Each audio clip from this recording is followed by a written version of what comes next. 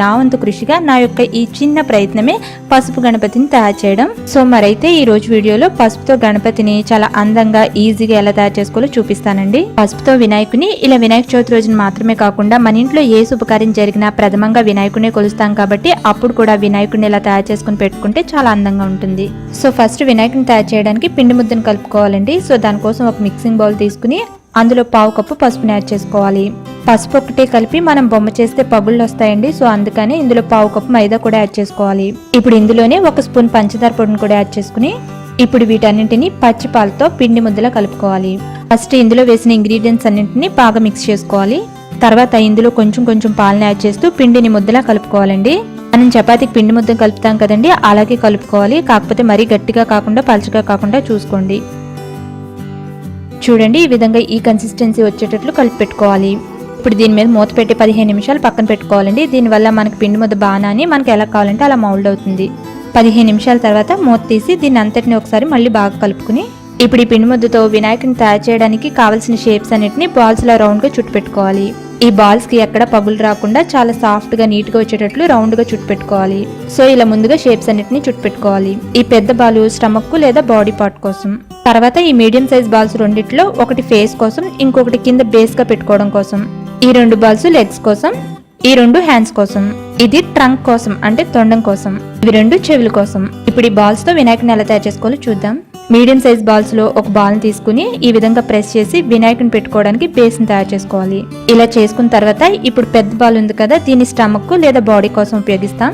So దీన్ని ఇలాగే round గా పెట్టేయకుండా కొంచెం షేప్ ఇచ్చుకుందాం మధ్యలో ప్రెస్ చేసి. సో చూడండి, ఇలా షేప్ వచ్చేటట్లు చేసుకున్నాక దీన్ని బేస్ మీద మధ్యలో కాకుండా చివరికి పెట్టుకుని అతికించుకోవాలి. ఇప్పుడు బ్యాక్ ని మొత్తాన్ని ఈ విధంగా ఫిల్ చేసుకోవాలి. అప్పుడు కదలకుండా బ్రేక్ అవ్వకుండా ఉంటుంది. మధ్య మధ్యలో చేతిని వాటర్లో తడుపుకుంటూ స్ప్రెడ్ చేసుకుంటే బాగా స్ప్రెడ్ అవుతుందండి ఇది. ఇప్పుడు లెగ్స్ హ్యాండ్స్ కోసం చేసుకున్న బాల్స్ ని చేతి మీద పెట్టుకుని 2-3 సార్లు ఈ విధంగా రోల్ చేసుకుని పొడవుగా స్టిక్స్ లాగా చేసుకుని పక్కన పెట్టుకోవాలి. చూడండి, ఇవి 2 హ్యాండ్స్ కోసం తయారు చేసుకున్న బాల్స్. వీటిని జస్ట్ ఇలా వి షేప్ లో బెండ్ చేసుకుని పక్కన పెట్టుకోవాలి. లెగ్స్ ని ఇలా 2 ఫింగర్స్ తో ప్రెస్ చేసి వెనక్కి బెండ్ చేయండి.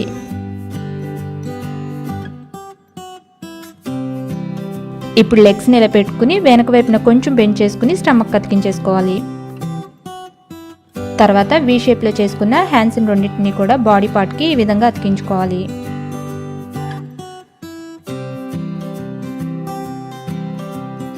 ఈ హ్యాండ్ ని జస్ట్ ఇలా బొటన్ వేల్ తో ప్రెస్ చేసి పైకి బెండ్ చేయాలి. అభయహస్తంలా ఉంటుంది. ఇప్పుడు నెక్స్ట్ హ్యాండ్ ని ఈ విధంగా బొటన్ వేల్ తో ప్రెస్ చేయాలి. ఇప్పుడు ఇందులో ఒక ఉండ్రాయి పెట్టుకుందాం రౌండ్ గా చేసుకుని. ఇప్పుడు మీడియం సైజ్ బాల్స్ లో ఒక బాల్ మిగిలింది కదండి, ఆ బాల్ ని హెడ్ లాగా ఇలా అతికించుకోవాలి. ఇప్పుడు బ్యాక్ సైడ్ మొత్తాన్ని ఈ విధంగా ఫిల్ చేసుకోవాలి. అప్పుడు ఇది కదలకుండా ఊడిపోకుండా ఉంటుంది. ఇప్పుడు వినాయకుడికి తొండం చేసుకోవడానికి ఒక బాల్ తీసుకుని ఇలా ప్రెస్ చేస్తూ దీన్ని కోన్ షేప్ లో చేసుకోవాలి. దీన్ని తల భాగానికి ఇలా అతికించుకుంటే వినాయకుడి తొండం రెడీ అయిపోతుంది.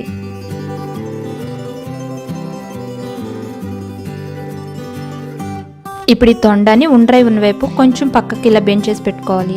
ఇప్పుడు చెవుల కోసం చేసుకున్న బాల్స్ ని మధ్యలో పైన కింద ఇలా ప్రెస్ చేస్తే చెవులు రెడీ అయిపోతాయండి. ఇలా రెండింటిని చేసుకుని వినాయకుడికి అతికించేసుకోవడమే. కళ్ళ కోసం నేను ఇక్కడ మిరియాలు వాడుతున్నానండి. నేను ఇక్కడ వినాయకుని చేయడానికి ఎలాంటి టూల్స్ వాడలేదండి, ఎందుకంటే అందరి దగ్గర టూల్స్ అందుబాటులో ఉండకపోవచ్చు కదా. సో ఇప్పుడు ఒక చిన్న పేపర్ని తీసుకుని దీన్ని ఈ విధంగా ఫోల్డ్ చేసుకుని దీంతో ఇప్పుడు డిజైన్ చేసుకుందాం వినాయకుడికి. ఇలా నామాలను పెట్టుకుని తొండం దగ్గర కూడా ఇలా కొంచెం డిజైన్ చేసుకుంటే ఫోల్డింగ్స్ లా కనిపిస్తాయి. ఇప్పుడు దంతాల కోసం నేను టూత్ పిక్ ని తీసుకున్నానండి. ఒక దంతం షార్ప్ గాను ఇంకొక దంతం విరిగినట్టుగా ఉంటుంది కదండి. సో ఇలా 2 ముక్కలను కట్ చేసుకుని వీటిని ఇప్పుడు ఈ విధంగా వినాయకుడికి దంతాల్లో సెట్ చేసుకోవాలి. ఇప్పుడు వినాయకుడి బేస్ రెడీ అయిపోయిందండి. ఇప్పుడు దీన్ని అలంకరించుకుందాం. ఇంకొంచెం పిండి ముద్దతో కిరీటం చేసుకుని ఇప్పుడు కాటన్ దారాన్ని తీసుకుని 3 పోగులు వేసుకుని వినాయకుడి జందెంలా ఈ విధంగా సెట్ చేస్తున్నా.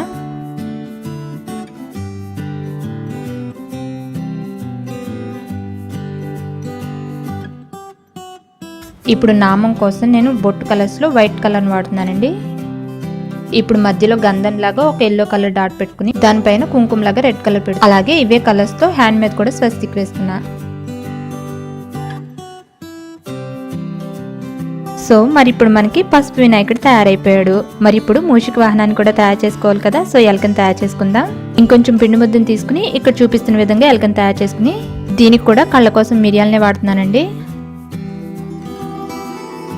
తర్వాత కిరీటం మధ్యలో స్టోన్ లాగా ఉంటుందని చెప్పి ఒక చిన్న బాల్ చేసి పెట్టి దాని మీద ఇంకొక చిన్న బాల్ చేసి పెట్టి అతికించానండి. ఇప్పుడు మూషికానికి కూడా ఒక చిన్న ఉండ్రాయి చేసి పెట్టాను. ఇప్పుడు నాకు ఇంకా కొంచెం పిండి ముద్ద మిగిలిందండి. సో అందుకని ఒక ప్లేట్ లాగా తయారు చేసి దాని మీద ఉండ్రాళ్ళలాగా రౌండ్ గా బాల్స్ చుట్టూ పెడుతున్నాను.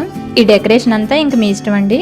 సో ఫ్రెండ్స్, ఇంతేనండి. ఇలా సింపుల్ గా వినాయకుడిని పసుపుతో తయారు చేసుకోవచ్చు. తర్వాత నాకు ఉండ్రాలు వైట్ కలర్ లో ఉంటే బాగుంటాయి అనిపించిందండి. సో అందుకనే వీటిని చాక్ పీస్ వాటర్ లో డిప్ చేసి ఇలా పెట్టాను. ఫ్రెండ్స్, ఇలా పసుపుతో వినాయకుడిని తయారు చేయడం మీకు ఎలా అనిపించింది? మీకు నచ్చిందా? మరి మీకు నచ్చితే లైక్ చేసి షేర్ చేసి మీకు ఎలా అనిపించిందో నాకు తప్పకుండా కామెంట్ లో చెప్తారు కదా. అలాగే సబ్స్క్రైబ్ చేయడం మాత్రం మర్చిపోకండి. Thank you for watching this video. By by.